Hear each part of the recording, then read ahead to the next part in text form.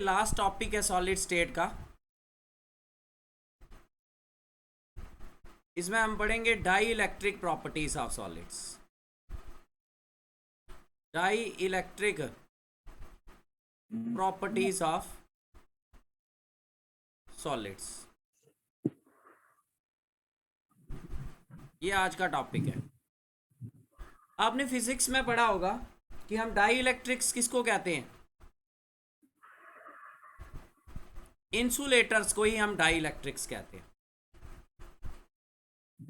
क्यों कहते हैं? अगर आपको याद हो, फिजिक्स में कैपेसिटेंस वाले टॉपिक में आपने पढ़ा था कि इंसुलेटर्स जो होते हैं वो कंडक्ट नहीं करते हैं इलेक्ट्रिसिटी।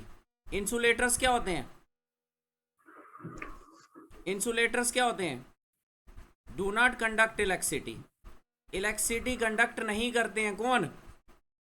इंसुलेटर्स। लेकिन but they can transfer electricity, लेकिन वो इलेक्ट्रिसिटी को ट्रांसफर कर सकते, but they can transfer electricity bye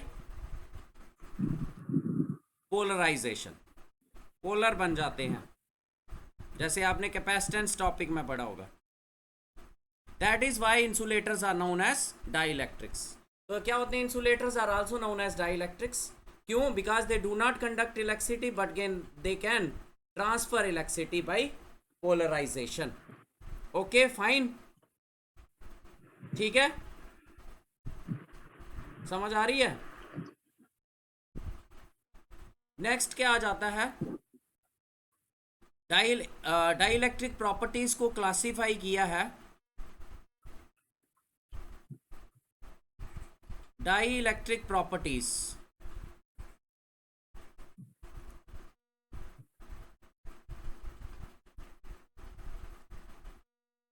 dielectric properties को क्लासिफाई किया है दो मेन टाइप्स में। एक है पीजो इलेक्ट्रिक क्रिस्टल्स,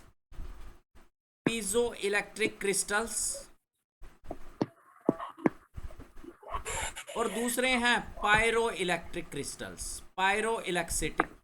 क्रिस्टल्स। और प्रॉपर्टी को क्या बोलेंगे? Piezo electricity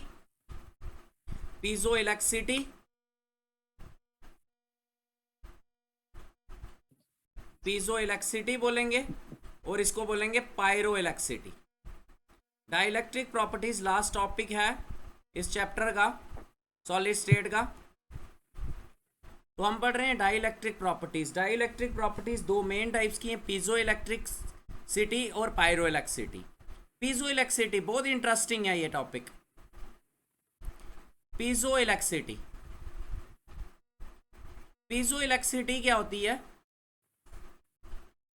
piezo means pressure,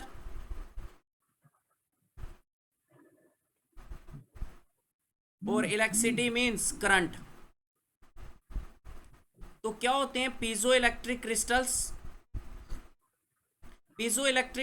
वो क्रिस्टल्स होते हैं जिनमें प्रेशर लगे तो करंट बन जाए, प्रेशर लगे तो इलेक्ट्रिसिटी बन जाए, जब करंट पास हो तो प्रेशर आ जाए। एग्जाम्पल ऐसे इसका क्या आ गया? जैसे रिकॉर्डर्स होते हैं। साउंड क्या होती है? साउंड हम बोल रहे हैं, साउंड क्या प्रोड्यूस करेगी? प्रेशर। साउंड से प्रेशर आएगा। प्रेशर किस पे पड़ेगा? डिवाइस पे पड़ेगा, और डिवाइस में वो क्या हो जाएगा? इलेक्ट्रिसिटी में कन्वर्ट हो जाएगा और रिकॉर्ड हो जाएगा। तो यहाँ पे साउंड किस में कन्वर्ट हो रही है? साउंड मतलब प्रेशर किस में कन्वर्ट हो रहा है? इलेक्ट्रिसिटी में। इसी का अपोजिट देखो, जब आप रिकॉर्डर ऑन करते हो तो रिकॉर्डर ऑन करने का मतलब है आप इलेक्ट्रिसिटी ऑन करते हो। इलेक्ट्रिसिटी जब आपने ऑन की तो उससे क्या प्रोड्यूस होता है? प्रेशर प्रोड्यूस होता है, और फिर साउंड निकलती है। Sound is a form of pressure लगने से ही साउंड लॉन्गिट्यूडनल कंप्रेशन की फॉर्म में जाती है ना, तो क्या प्रोड्यूस करती है? प्रेशर। तो ये होते हैं पीजो इलेक्ट्रिसिटी। क्या होते हैं piezo electricity crystals? Those substances in which electricity is produced by applying pressure and vice versa are known as, क्या बोलते हैं? पीजो इलेक्ट्रिक क्रिस्टल्स और एग्जाम्पल जैसे रिकॉर्डर्स वगैरह आ गए, समझ आ गई इसकी पीजो इलेक्ट्रिसिटी की। अब होता क्या है यहाँ पे, प्रेशर लगने से वहाँ पे क्या होता था, मैग्नेटिक फील्ड लगाने से, यहाँ पे प्रेशर लगने से इलेक्ट्रिक डाइपोल्स, वहाँ पे मैग्नेटिक डाइपोल्स होते थे, यहाँ पे प्रेशर लगने से इलेक्ट्रिक डाइपोल्स अलाइन हो जाते हैं, अलाइन हो जाते हैं। अब ये जो पीजो इलेक्ट्रिक क्रिस्टल्स हैं, कौन से crystals, piezo electric crystals, piezo electric crystals, इनको फर्दर दो टाइप्स में क्लासिफाइड किया है। कौन कौन से, फेरो इलेक्ट्रिक क्रिस्टल्स, फेरो इलेक्ट्रिक क्रिस्टल। यहाँ पे देखो लास्ट टाइम जो लेक्चर पढ़ा था मैग्नेटिक, वहाँ पे आपने फेरो मैग्नेटिक पढ़ा था, यहाँ पे फेरो इलेक्ट्रिक इलेक्ट्रिसिटी के बारे में पढ़ रहे हैं। और दूसरे टाइप के हैं एंटी फेरो इलेक्ट्रिक क्रिस्टल्स। क्या होते हैं फेरो इलेक्ट्रिक क्रिस्टल्स, वो पीजो इलेक्ट्रिक क्रिस्टल्स जिनमें थोड़ा सा प्रेशर लगे, स्मॉल प्रेशर से भी बहुत ज़्यादा इलेक्ट्रिसिटी प्रोड्यूस हो, हाई इलेक्ट्रिसिटी प्रोड्यूस हो, उनको कहते हैं फेरो इलेक्ट्रिक क्रिस्टल्स। क्योंकि इनमें जो इलेक्ट्रिक डाइपोल्स होते हैं ना, इलेक्ट्रिक डाइपोल्स, उधर मैग्नेटिक डाइपोल्स बोलते थे, इधर इलेक्ट्रिक डाइपोल, ये ऑलरेडी अलाइंड होते हैं in the form of domains. और एंटी फेरो इलेक्ट्रिक क्रिस्टल्स क्या हुए, वो पीजो इलेक्ट्रिक क्रिस्टल जिसमें हम सोचते हैं कि बहुत ज़्यादा इलेक्ट्रिसिटी बनेगी लेकिन बहुत कम इलेक्ट्रिसिटी, अप्रॉक्सीमेटली ज़ीरो इलेक्ट्रिसिटी बनती है। क्यों, क्योंकि इनमें जो इलेक्ट्रिक डाइपोल्स होते हैं वो इक्वल एंड अपोजिट अलाइन हो जाते हैं। समझ आ गई। पीजो इलेक्ट्रिक क्रिस्टल्स क्या होते हैं, पीजो मतलब प्रेशर, प्रेशर से इलेक्ट्रिसिटी बनती है। जैसे रिकॉर्डर्स होते हैं, हम बोलते हैं साउंड आती है, तो रिकॉर्डर के ऊपर साउंड क्या लगाती है, अपना प्रेशर लगाती है, तो वहाँ से वापिस क्या निकलता है, फिर इलेक्ट्रिसिटी प्रोड्यूस होती है। जब हम उसको ऑन करते हैं तो इलेक्ट्रिसिटी होती है, उसी से साउंड प्रोड्यूस होती है। तो ये होते हैं, तो ये फर्दर दो टाइप्स के होते हैं। कौन कौन से, फेरो इलेक्ट्रिक और एंटी फेरो। फेरो वो हो गए जिनमें बड़ी ज़्यादा इलेक्ट्रिसिटी बनती है, और एंटी फेरो हो गए जिनमें एक्सपेक्टेड होता है बहुत बनेगी लेकिन अप्रॉक्सीमेटली ज़ीरो बनती है। फिर दूसरे टाइप के आ जाते हैं pyro electricity crystals, pyro electric crystals. Pyro means heat,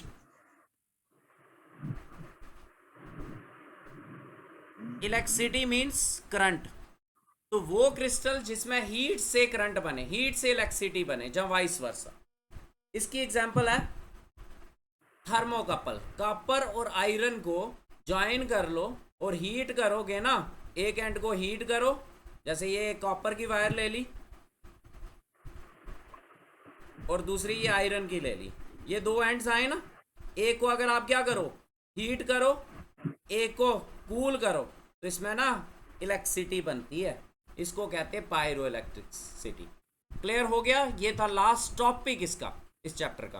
तो देखें dielectric properties. Insulators are also known as dielectrics. Insulators क्या होते हैं, जो कंडक्ट नहीं करते। डाइलेक्ट्रिक्स क्या होते हैं, जो कंडक्ट नहीं करते हैं लेकिन ट्रांसफर कर सकते हैं। तो इंसुलेटर्स डाइलेक्ट्रिक का काम करते हैं, जैसे कि आपने कैपेसिटेंस टॉपिक में पढ़ा होगा। Insulators are also known as dielectrics since although they do not conduct electricity yet can transfer it by polarization. Such properties which are associated with their ability to transfer electricity are known as dielectric properties and is classified into following two main types है। फिर further आगे types आ जाती है, to main types. First कौन सी, piezo electricity. Piezo electricity क्या होती है, वो सबस्टांसेस जिनमें इलेक्ट्रिसिटी प्रोड्यूस होती है on applying pressure and vice वर्सा, इनको कहते हैं पीजो इलेक्ट्रिक क्रिस्टल्स, और इस प्रॉपर्टी को कहते हैं piezo electricity. It arises due to the alignment of their electric dipoles on applying electric field and is common in case of lead zirconate, barium titanate, Rochelle salt. Rochelle salt क्या है, ये sodium potassium tartrate और potassium dihydrogen phosphate. फिर इसकी दो types हैं, कौन कौन सी, फेरो इलेक्ट्रिसिटी और एंटी फेरो। फेरो क्या होती है, फेरो क्या होती है, वो पीजो इलेक्ट्रिक क्रिस्टल जिसमें इलेक्ट्रिसिटी प्रोड्यूस होती है to a high extent due to the presence of already aligned electric dipoles even in absence of electric field.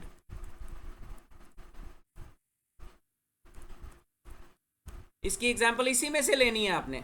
It's common example is lead zirconate, इसी के टाइप है ना piezo electricity की। Next दूसरा इसकी type किसकी, पीजो की दूसरी टाइप एंटी फेरो।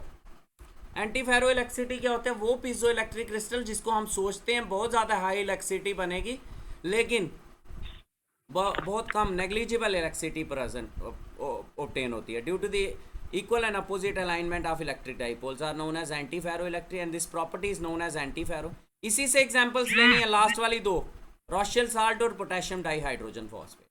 फिर दूसरे टाइप की हमने पढ़े पायरोइलेक्ट्रिसिटी। पायरोइलेक्ट्रिसिटी क्या होते हैं, वो सबस्टांसेस जिनमें इलेक्ट्रिसिटी प्रोड्यूस होती है on heating are known as pyroelectricity and this property is known as pyroelectricity. It arises due to the presence of electric dipoles on heating। अब एनसीईआरटी सॉल्यूशंस देखो, इसमें एनसीईआरटी सॉल्यूशन आ जाता है question number 1.29। ये आपने किया भी होगा, लेकिन एक बच्चे ने बोला हमने नहीं किया हुआ है, उसका नाम है मौसमी, उसने बताया। तो अब देखो इसमें करना क्या है, इजी क्वेश्चन है। How can you determine the atomic mass of an unknown element if you know its density and dimensions. तो देखो यहाँ पे ये सिंपल सा डेंसिटी वाला क्वेश्चन है। डेंसिटी किसके बराबर होती है, मास अपॉन वॉल्यूम, ये है क्वेश्चन। फिर उसके बाद mass according to mole concept, mole concept के अकॉर्डिंगली मास किसके बराबर होता है, आपने पढ़ा है मोल कंसेप्ट के अकॉर्डिंग मास अपॉन मोलर मास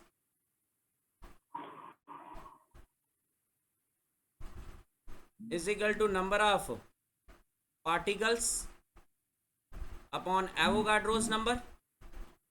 यहां से मास निकाल लो, mass is equal to number of particle z रख लो, मोलर मास m रख लो, डिवाइडेड बाय n नॉट। और वॉल्यूम कितनी, अगर a एक साइड है क्यूब की तो वॉल्यूम a क्यूब आ जाएगी। डेंसिटी किसके बराबर आ जाएगी, z into m upon N naught into a cube. यहाँ से आपने एटॉमिक मास निकालना है तो m निकाल लो, density into Avogadro's number into a cube upon z।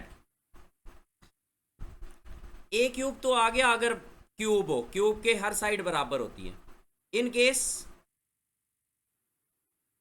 Dimensions are अलग अलग हो साइडें, एक a हो, दूसरी b हो और तीसरी c हो, देन m एटॉमिक मास किसके बराबर आ जाएगा, rho into N naught into a into b into c upon z। ये फार्मूला आ जाएगा किसका, एटॉमिक मास निकालने का। तो कोई इशू नहीं है, जो भी आंसर निकलेगा उसको म्यू में लिखना है। तो ये था NCERT solution. Next NCERT exemplar 37, which of the following represents, इनमें से कौन सा करेक्ट ऑर्डर ऑफ कंडक्टिविटी बताता है। देखो कंडक्टिविटी सबसे ज्यादा किसकी होती है, सबसे ज्यादा कंडक्टिविटी किसकी होती है बताएं, मेटल्स की, इंसुलेटर की, सेमीकंडक्टर की, किसकी ज्यादा, मेटल्स की। और फिर सेमीकंडक्टर्स की और इंसुलेटर्स की कम। तो ये बिल्कुल ठीक है फर्स्ट पार्ट, मेटल्स की ज्यादा, इंसुलेटर से बहुत ज़्यादा है, और सेमीकंडक्टर्स की भी इंसुलेटर से ज़्यादा। तो फर्स्ट पार्ट इसका आ जाएगा। मेटल्स की 10 की पावर 4 से लेके 10 की पावर 7 तक, इंसुलेटर्स की -20 से -10, सेमीकंडक्टर की -6 से 4 तक। नेक्स्ट, अब क्वेश्चन एनसीईआरटी एग्जाम्पलर ही हैं, लेकिन इनमें दो से ज़्यादा ऑप्शंस भी करेक्ट हो सकते हैं। तो question number 38, which of the following is not true about the voids formed in 3-dimensional HCP। Tetrahedral void इनमें से गलत क्या है। टेट्राहेड्रल void कब फॉर्म होता है, जब sphere of second layer is present about triangular void। तो देख लो ट्रायंगुलर void, अगर ये पहली लेयर में है, दूसरी लेयर में ऊपर रख दो, तो बीच में जो void होगा वो टेट्राहेड्रल ही होगा ना, 4 के साथ सराउंडिंग। क्लियर है ना। तो tetrahedral void is formed when a sphere of second layer is present above triangular void in the first layer। ये ठीक है बिल्कुल। All the triangular wires are not covered by the sphere of second layer. ये तो होता ही है, second layer रखते हो तो कुछ वाइड रह जाते हैं फर्स्ट लेयर के। नेक्स्ट ये tetrahedral voids are formed when the triangular voids in the second layer lie above the triangular voids in the first layer and the triangular voids of these voids do not overlap। नहीं, ऐसे थोड़ी बनता है tetrahedral void। tetrahedral void first point से बनता है। octahedral voids are formed when the triangular voids in the second layer exactly overlap with the similar voids in the first layer। ये भी नहीं है, अपोजिट होने चाहिए, आपने पढ़ा है वहाँ पे। ये थर्ड एंड फोर्थ इसकी गलत स्टेटमेंट आ जाएंगी। नेक्स्ट है value of magnetic moment is zero in case of anti ferro magnetic सब। मैग्नेटिक मोमेंट कितनी होती है एंटी फेरो की? जीरो। क्यों? क्यों? क्योंकि उसमें क्या होता है एंटी फेरो का, बताओ? जो डाइपोल्स होते हैं, डोमेन्स होते हैं, वो इक्वल एंड अपोजिट अलाइन हो जाते हैं अपोजिट डायरेक्शन में, है ना? तो get oriented in the direction of applied magnetic field, ये भी गलत है। Get oriented opposite to the direction of applied field are oppositely oriented with respect to each other without the application of magnetic field. Cancel out each other magnetic moment, एक दूसरे का magnetic moment cancel कर लेते हैं। तो ये भी 39th question भी हो गया। ये देखिए anti ferro, this arise when net dipole is zero, this arise due to the alignment of dipoles in equal and opposite direction, ये दिखाया। कंपनसेटरी एग्जांपल याद होनी चाहिए, यही आप भूल जाते हो। MnO, MnO2, Mn2O, FeO, Fe2O3 है ये, FeO, Fe2O3 दोनों का combination. NiO, Cr2O3, CO, CO3O4, ये इसकी एग्जांपल्स हैं। तो ये होमवर्क वगैरह भेज देना।